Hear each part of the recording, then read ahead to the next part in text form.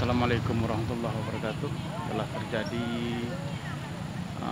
kayu tumbang sehingga kabel listrik jadi putus, sehingga mengganggu perjalanan pengendara. Posisi di Rantau Pandan, hari Kamis 3 Februari 2022. Ini para pedagang yang pulang berjualan dari pasar Muara Buat. Nah, itu kayu tumbangnya ada dua di depan, satu lagi. Nah, itu deh.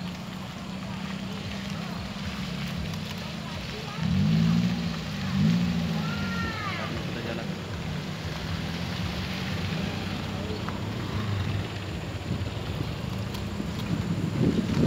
Tarik kabelnya sampai ke tanah.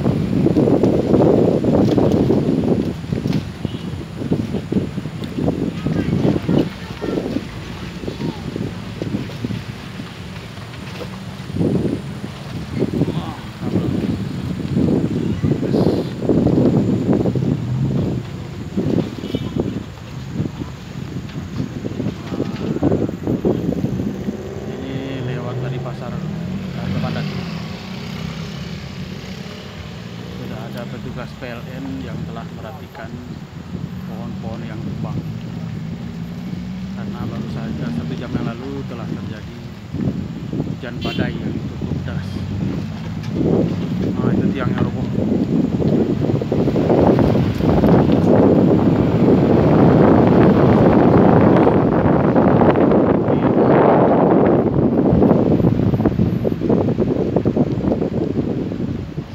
Kondisi jalan juga sangat buruk.